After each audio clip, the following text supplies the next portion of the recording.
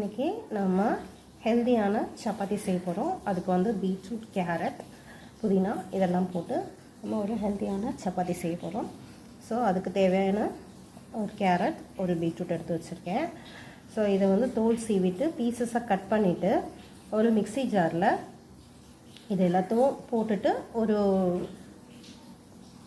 கொஞ்சமாக salt plus கொஞ்சம் புதினா இதெல்லாம் போட்டு கிரைண்ட் பண்ணி எடுத்து சப்பாத்தி கோதுமை மாவில் சப்பாத்தி செய்கிறதுக்கு போடுற மாவோட இதை மிக்ஸ் பண்ணி ஒரு சப்பாத்தி மாவாக பிசைஞ்சு வச்சுக்கணும். அது வரைக்கும் நான் பண்ணிவிட்டு உங்களுக்கு நான் காட்டுறேன். இப்போ நான் இதை வந்து தோல் சீவிட்டு பீசஸாக கட் பண்ண போகிறேன். கட் பண்ணிவிட்டு மிக்சியில் வச்சுட்டு நான் உங்களுக்கு காட்டுறேன். ஸோ இப்போ பாருங்கள், பீட்ரூட்டு, கேரட்டு, ஒரு பச்சை மிளகாய் போட்டிருக்கேன், அப்புறம் கொஞ்சம் ஒரு கைப்பிடி புதினா, கொஞ்சம் உப்பு. ஸோ இதெல்லாம் போட்டுட்டு நம்ம மிக்சியில் கிரைண்ட் பண்ணி எடுத்துக்கலாம்.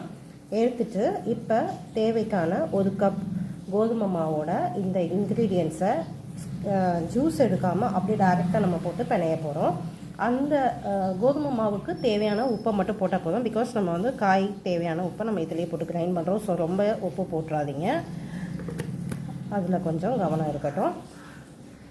இப்போ நான் வந்து இதை அரைச்சிட்டு கோதுமாவோட மிக்ஸ் பண்ணுறதை நான் காட்டுறேன் உங்களுக்கு. அரைச்சி எடுத்துகிட்டு வரேன் ஃபஸ்ட்டு. இப்போ நம்ம மிக்சியில் எல்லாத்தையும் அரைச்சி எடுத்துகிட்டு வந்துட்டோம். இப்போ கோதுமை மாவில் இதை மிக்ஸ் பண்ண போகிறோம். ஸோ நான் வந்து மூணு கைப்பிடி கோதுமை மாவை எடுத்திருக்கேன். அதுக்கு கொஞ்சம் உப்பு போட்டிருக்கேன். ஸோ இதை வந்து நம்ம மிக்ஸ் பண்ணிக்குவோம். கோதுமை மாவோட இதை நம்ம மிக்ஸ் பண்ணிக்கிட்டு அதுக்கப்புறம் வந்துட்டு நம்மளோட பேஸ்ட் எடுத்து அதில் ஊற்றி கிண்டணும். ஃபஸ்ட்டு மிக்ஸ் பண்ணியாச்சு. உப்பு வந்து மாவோட மிக்ஸ் ஆகிடுச்சு. ஸோ இதில் வந்து கொஞ்சம் கொஞ்சமாக தண்ணி தேவைப்பட்டால், இந்த பேஸ்ட்டுகளுக்கு மீறி தண்ணி தேவைப்பட்டால் நீங்கள் தண்ணி ஆட் பண்ணி மிக்ஸ் பண்ணிக்கலாம். இந்த பேஸ்ட்டை ஊற்றி உங்களுக்கு மாவு கம்மியாக இருக்கிற மாதிரி இருந்தால் மாவை நீங்கள் ஆட் பண்ணிக்கலாம். ஸோ எதுவுமே வந்து தப்பாக போகக்கூடாது. டவ் வந்து எப்படி நம்ம கோதுமை மாவு பிசைவோமோ சப்பாத்திக்கு அந்த மாதிரி பிசைஞ்சு வைக்கணும், ரெடி பண்ணி வைக்கணும். ஸோ இப்போ பாருங்கள், கோதுமை மாவோட நம்மளை அரைச்சி வச்ச பேஸ்ட்டையும் எடுத்து போட்டு பிசைஞ்சு வச்சுருக்கோம். ஸோ இது வந்து பாருங்கள் நல்லா சாஃப்டாக பிசைஞ்சு வச்சுருக்கோம்.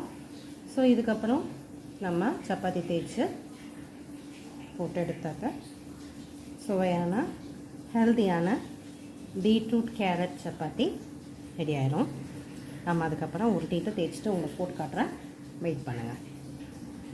இப்போ இதை நம்ம ஸ்மால் பால்ஸாக வந்து உருட்டி நம்ம இப்போ சப்பாத்தி போட போகிறோம்.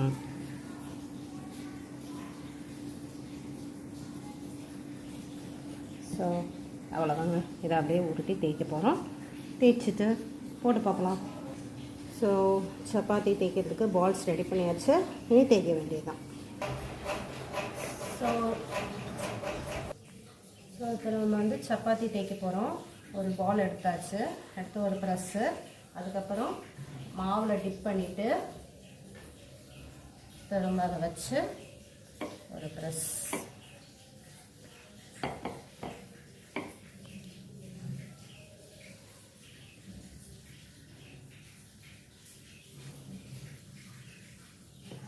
ஸோ இப்போ வந்து ஒட்டாமல் வரும்.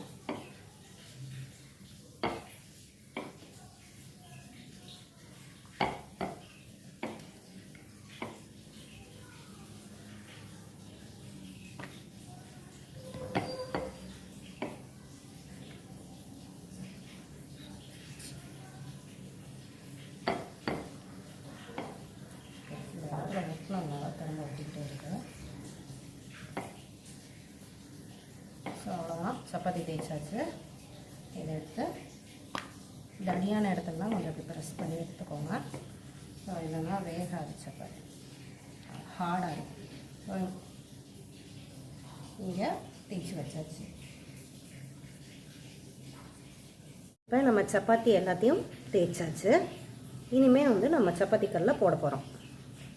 இப்போ நம்ம சப்பாத்திக்கு தேவையான தேங்காய் சட்னி நம்ம ரெடி பண்ண போகிறோம். ஸோ சப்பாத்திக்கு வந்து நம்ம தேங்காய் சட்னி சாப்பிட்டோம், சூப்பராக இருக்கும். ஸோ அது வந்து ஃபஸ்ட்டு ஒரு அரை மூடி தேங்காய், 3 பல் பச்சை மிளகாய், ஒரு சின்ன பீஸ் இஞ்சி, ஒரு கொஞ்சமாக தேவைக்கான உப்பு, அதுக்கப்புறம் 2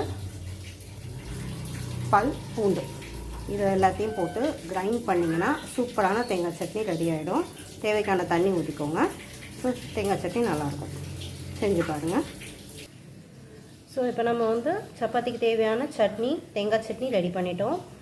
பிளாக் ஸ்பாட்ஸ் இருக்கிறதுல அது வந்து தேங்காவோட பின்னாடி இருக்கிற தோல். அதுக்கு வந்து உங்களுக்கு அது வேண்டாம் அப்படின்னாக்கா நீங்கள் வந்து தேங்காவை கீழிட்டு அதுக்கு மேலே இருக்கிற தோலை வந்து ரிமூவ் பண்ணிக்கலாம். இல்லைனா நீங்கள் தேங்காய் துருவியில் போட்டு துருவினீங்கன்னா அதுலேயும் கிளியராக இருக்கும். இது வந்து நான் கீழி எடுத்தது, ஸோ அதனால் அந்த மாதிரி இருக்கும். இவ்வளோதாங்க தேங்காய் சட்னி ரெடி. இப்போ நம்ம சப்பாத்தி போட்டு எடுக்கலாம். ஸோ இப்போ நம்ம கல்ல அடுப்பு பற்ற வச்சாச்சு. சப்பாத்தி தேய்ச்சது ரெடியாக இருக்குது. ஸோ இப்போ நம்ம போடலாம். போட்டுட்டு லைட்டாக எண்ணெய் ஊற்றி விடணும். ஸோ இப்போ நான் எண்ணெயை ஊற்றி விட்டுட்டு லைட்டாக திருப்பி விட்றேன். திருப்பி விட்டு பேக் சைடும் எண்ணெயை லைட்டாக ஊற்றி விட்றேன்.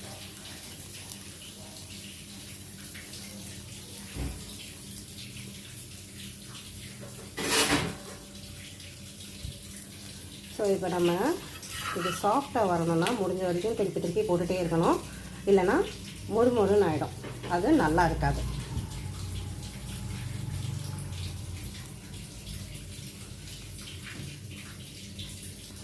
ஸோ இப்போ நம்ம திருப்பி திருப்பி போடணும், இல்லைன்னா தீஞ்சு போயிடும்.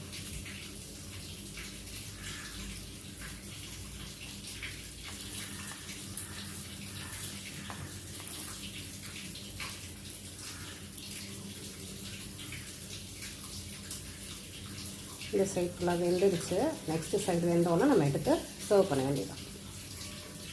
ஸோ நெக்ஸ்ட்டு சப்பாத்தி போட போகிறோம். எண்ணெய் ஊற்றி வச்சு போட்டுட்டு ஸோ வேகமாக திருப்பணும், இல்லைனா தீஞ்சு போயிடும். ஃபஸ்ட்டு சப்பாத்திக்கு நான் லைட் எடுத்து போட்டு வரதுக்குள்ளே லைட்டாக இதாகிடுச்சு. ஸோ இப்போ நான் எப்படி போடுறேன்னு உங்களுக்கு சொல்கிறேன் பாருங்கள்.